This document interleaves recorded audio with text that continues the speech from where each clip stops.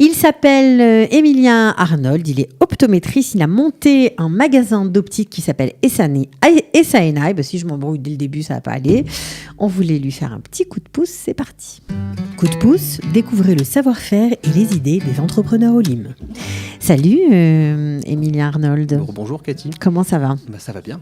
Alors, on est là parce que monter en business, on va dire, quand on est au Khadash, enfin même au Lévatique, ça fait quand même 20 ans que tu es en Israël, pas évident. On voudrait aussi, justement pour ça, te mettre à l'honneur, te donner un petit coup de pouce pour te donner une plus grande exposition. On va dire ça comme ça. Donc, on est ravis. Alors, tu as monté ton magasin il y a 5 ans à Roma. Exactement. Magasin d'optique, puisque tu es optométriste. Opticien aussi, je crois. Opticien, optométriste, c'est mon métier, voilà. effectivement. Tu as étudié ici ? J'ai étudié ici à Mirchat Hadassah. Ouais. C'est un métier qui est méconnu en France. Il faut se rapprocher un petit peu du micro. Ouais.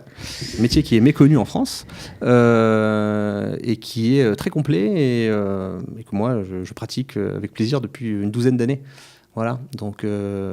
Alors, tu aurais pu rester salarié, parce que tu as été salarié pendant un temps. J'étais salarié pendant quelques bonnes années. C'est un métier qui est très avantageux pour les hommes, parce qu'on est assez peu nombreux, donc on est valorisé. Donc on est très bien payé, on peut faire les horaires de l'après-midi qui sont très demandés, donc... voilà, en tant qu'homme salarié, c'est extrêmement confortable. Mais j'ai très vite eu envie de me mettre à mon compte, d'être à la fois mon propre patron et aussi d'avoir la reconnaissance de mes patients de manière directe. Ça veut dire, il y a plein de gens qui m'ont dit dès les premières années, mais t'es bon dans ce que tu fais, t'as un très bon relationnel, pourquoi tu te mets pas à ton compte ? C'est des Israéliens qui ont commencé à me dire ça au début, moi j'y croyais pas. Donc très vite, je me suis intéressé à l'entrepreneuriat. Alors comment on fait justement quand on n'est pas de ce monde-là tes parents sont pas de sont pas mes du parents sérail. sont pas des hommes d'affaires. Voilà. Ma mère est pharmacienne et elle a toujours parlé d'ouvrir une pharmacie, mais elle a toujours été salariée toute sa D'accord. vie. Donc, quelque part, ça me trottait dans la tête, mais j'avais pas d'exemple concret.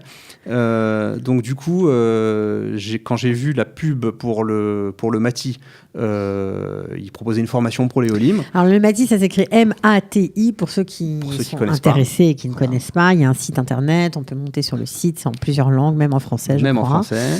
Et il y a toutes sortes de formations, d'aides, de prêts, il y a plein de choses. C'est une structure qui aide les petites entreprises, les petites et moyennes entreprises à exister ou à être créées, tout simplement. Ou à créer, oui, pour les création, et ils accompagnent aussi les entreprises existantes. Ils sont vraiment toujours à l'écoute. Donc, j'ai fait une formation qui était à l'époque subventionnée, quelques dizaines d'heures. Je suis allé au premier cours, j'ai entendu de quoi il s'agissait, comment ça marchait l'entrepreneuriat, quels étaient les avantages et les inconvénients. J'ai dit, OK, je pense que je vais le faire. Donc, j'ai appelé ma femme, je lui ai dit, viens avec moi, que tu écoutes aussi, et que tu prennes des notes, tant qu'à faire, puisque en tant que cancre, j'avais beaucoup de chance. Voilà, donc je voulais surtout qu'elle participe au projet, ça veut dire qu'elle voit à quel point il fallait s'investir et que c'était une affaire familiale et que c'était pas quelque chose. Qu'est-ce que ça t'a apporté justement cette formation ? Alors, la formation m'a permis de connaître l'envers du décor que je connaissais pas. J'ai jamais été dans une entreprise, j'ai pas fait d'études économiques et sociales, donc je connaissais pas vraiment le fonctionnement. Donc ça m'expliquait ce que le MAHAM, donc la TVA, le Bitoach Leumi, les impôts, qu'est-ce que c'est qu'un investissement, qu'est-ce que c'est qu'un bénéfice, toutes ces choses-là, je l'ai appris. C'était assez succinct, mais c'était enseigné par des gens qui étaient extrêmement pointus et passionnés par leur sujet. Je me rappelle plus des noms exacts. Je suis désolé, c'est pas grave, mais c'était des gens très très bien. Et je les cite encore quand j'ai des doutes. Ouais. On en parle avec ma femme et on dit il avait dit que. Et donc je pense à Max Zehavi, je crois, qui est vraiment extraordinaire. Ouais. Voilà. Et c'est des choses qui m'accompagnent jusqu'à aujourd'hui, même si j'ai mis beaucoup de temps à franchir le pas finalement, puisque j'ai fait la formation de Mati en 2007-2008 et j'ai ouvert en 2014. Donc j'ai quand même beaucoup ruminer l'information, mais c'est sûr que dès que j'ai commencé à exercer à mon compte, il y a des choses qui sont revenues et qui m'ont aidé. Voilà, donc ça c'était dans la première aide que m'a apporté le Mati, c'est cette formation. Et la deuxième aide, en collaboration avec le Keren Shemesh qui s'occupe des jeunes entrepreneurs, ils m'ont permis d'obtenir un prêt à un taux très avantageux. Sans cet argent-là, tu n'aurais pas pu ouvrir ton business ? Disons que j'aurais ouvert avec aucune sécurité. Donc là, ça t'a permis d'ouvrir avec de la trésorerie. Ouais, d'avoir un peu de trésorerie, un peu d'air, un peu d'oxygène pour pouvoir tenir le coup. J'étais sur une création d'entreprise de zéro. Ça veut dire que j'ai reçu un local brut de décoffrage. Que tu as trouvé, que tu as loué. Que j'ai trouvé, bien sûr. J'ai recherché un quartier, j'ai cherché ensuite un local, etc. Et je me suis battu avec les avocats pour avoir le meilleur contrat, etc. Et donc, du coup, j'ai commencé de zéro. Donc, j'ai un investissement qui était lourd en termes de travaux. J'ai monté des murs, j'ai créé vraiment le plan de l'entreprise. Je me suis fait aider par un de mes anciens enseignants de la Mirklala. On a conçu le magasin vraiment. Salle d'examen, atelier de réparation, zone de vente, pour que tout soit le mieux possible, les éclairages, on a tout travaillé. Donc ça coûte de l'argent. Et c'est tu as su investir dans les bons postes, on va dire, grâce à cette formation. Ça m'a beaucoup aidé. J'ai eu aussi la chance d'avoir d'excellents contacts avec des fournisseurs ou mes anciens employeurs qui m'ont aidé. Aussi. J'ai pu acheter du matériel d'occasion. J'ai pu vraiment... je pense que les contacts ont été très importants. Quand j'avais besoin d'un représentant qui m'apportait une certaine marchandise, si je le connais depuis déjà une dizaine d'années, ça aide énormément. Bien sûr. Certains m'ont fait des propositions pour pouvoir prendre de la marchandise, la payer avec parfois un an de retard, etc. C'est vraiment extrêmement confortable. Donc ça, plus le prêt que m'a accordé, que m'a aidé à obtenir le Mati, ça m'a vraiment permis d'être... on va dire, relativement tranquille, même si, évidemment, c'est pas une start-up. Ça veut dire, j'ai pas fait d'exit et ça démarre très lentement. Ça démarre lentement, il faut se faire connaître, c'est pas évident. C'est un business très traditionnel, donc il faut vraiment se faire connaître. Et si je résumais, je dirais que la première année, j'amenais de l'argent tous les mois pour venir travailler. La deuxième année, c'était à peu près à l'équilibre. Et j'ai commencé à tirer un semblant de salaire la troisième année. Ouais, il faut beaucoup de courage. Il faut être bien entouré, à la fois professionnellement, socialement. Ma femme m'avait promis de tenir la baraque pendant 2 ans. Ça a duré 3 ans. Elle m'a pas vu, quoi. Le soir, je rentrais à 8h. Oui, et puis au-delà de ça, voilà, c'est à la fois au niveau familial et au niveau financier. C'est-à-dire qu'il fallait qu'elle travaille aussi. Elle a la sécurité de l'emploi, donc je l'en remercie. Et ça nous a permis de pouvoir passer le cap. Voilà, aujourd'hui, j'ai une employée. Le magasin, il est lancé. Voilà, 5 ans après, on peut dire que ça roule. Voilà. Ok. Alors, tu as fait une étude de marché, j'imagine, pour t'installer à Roma, ou c'est simplement, tu as pris ta voiture et puis tu as regardé un peu les quartiers qui te plaisaient? C'est une sorte d'étude de marché, en fait, mais pas avec tous les outils dont disposent les grandes entreprises. Je cherchais avant tout une relation de proximité avec mes patients. Dans mon expérience précédente, j'avais travaillé dans des canyonimes. Dans un canyon, les gens...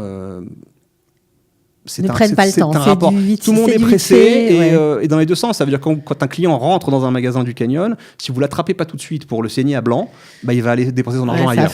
C'est affreux, mais c'est comme ça qu'on en parle. Malheureusement, dans les canyonimes, c'est comme ça. Donc c'est une expérience que j'ai fait au début. Que tu n'as pas aimé. Au début, c'est sympa. Parce que c'est très dynamique, il y a beaucoup de concurrence entre les employés, il y a des bonus, donc c'est très valorisant. Mais sur le long terme, ça ne m'a pas vraiment intéressé parce que j'ai bien vu que c'était pas faire du chiffre, c'était pas forcément ce que j'aimais le plus. Ouais. Qu'est-ce que tu aimes dans ton métier? Ce que j'aime dans mon métier, c'est de pouvoir apporter des solutions à des gens qui rentrent avec un problème. Ça veut dire que je vois pas bien, j'ai mal à la tête, je me fatigue quand je suis sur l'ordinateur et quelques heures plus tard, la personne peut ressortir avec une paire de lunettes et une solution à son problème. Et tout au long du processus, c'est à moi qui s'adresse. Ça veut dire que je gère le problème de bout en bout. Et pour moi, c'est quelque chose d'important, très important, de pouvoir être maître de toutes les étapes, même s'il m'arrive évidemment de sous-traiter mes montages. Parfois. Oui, parce que ça va plus vite. Mais je sais à chaque étape de ce qui se passe, comment ça doit être fait. Et si besoin, je peux le faire moi-même. Donc c'est vraiment un métier qui pour moi est complet et très satisfaisant. Surtout. Ok, donc ta boutique Essainai, on le répète, se situe à Roma, où la clientèle, il y a beaucoup d'enfants. Hein? Alors, à Roma, c'est une communauté très dynamique, très jeune. Donc, c'est des familles. Il y a 50% de moins de 18 ans à peu près à Roma. Ouais. Donc, beaucoup d'enfants. Je fais énormément de montures enfants, montures incassables. Je travaille en partenariat avec les médecins, les ophtalmos spécialisés enfants, de toutes les copotrolimes. Donc je reçois des ordonnances, je renvoie pour faire des examens avec pupille dilatée. On est tout le temps en train de travailler comme ça. Mais tu as maintenant les quadras qui arrivent. Les parents qui commencent à avoir la vue qui baisse. Les parents à qui dont j'ai fait dont j'ai fait les lunettes, j'ai fait les lunettes à leurs enfants, commencent à devenir, les quadragénaires commencent à devenir presbytes. Donc là, ils commencent à avoir besoin de moi aussi. Donc c'était un bon choix, Romain. C'était un choix éclairé. J'ai tourné pendant plusieurs mois. On a pris la voiture avec ma femme, on a profité des vacances d'été pour tourner un petit peu dans les différents quartiers de Jérusalem. Je cherchais quelque chose d'un petit peu excentré. J'avais beaucoup travaillé à Pisgat Ze'ev, j'avais travaillé aussi à Ma'ale Adumim, qui est plus qu'un quartier, c'est carrément une ville. Mais ce côté communauté un petit peu fermée, un peu village, m'a toujours beaucoup plu. Ouais. Les gens apprécient en fait quand on se déplace pour venir leur donner un service.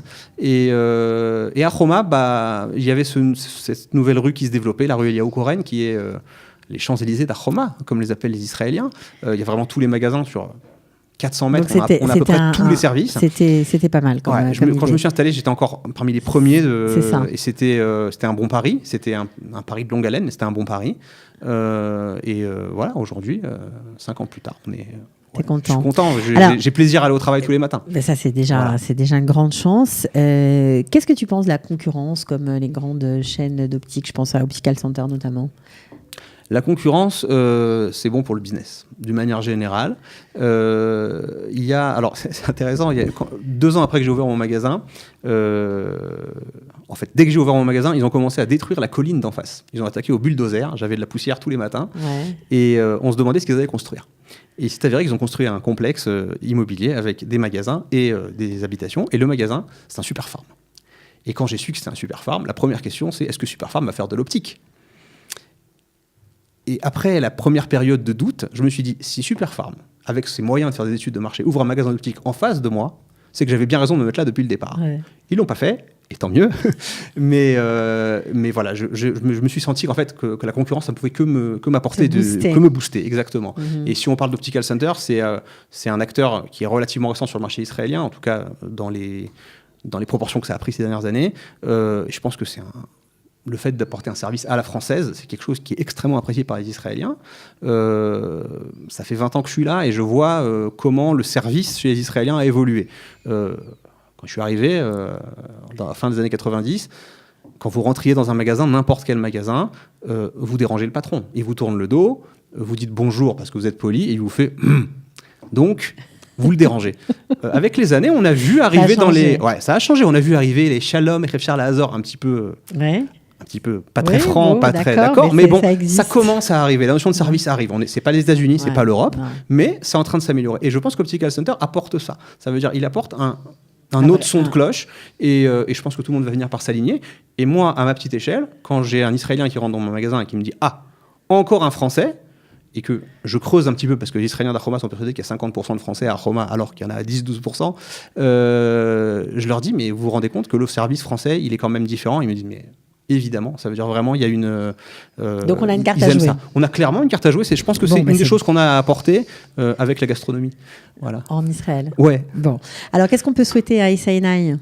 Eh bien, j'ai ouvert le magasin... Parce que tu fais tout, on ne l'a pas dit, mais tu fais bien sûr de l'optométrie, des lunettes, des réparations, des examens de vue. Tout ce qui touche aux lunettes, on fait tout ce qui touche à la vision d'une manière générale. J'ai quelques patients, il n'y a pas beaucoup de personnes âgées à Homa, il y en a quelques-unes qui ont des problèmes de basse vision, et on les aide aussi. Okay. On fait des réparations. On a Routi Anoufa qui fait 2 fois par semaine exercices d'orthopsie pour les enfants, ceux qui en ont besoin. Donc on les dépiste, on les accompagne, ils viennent faire leur séance à côté de la maison, c'est pratique.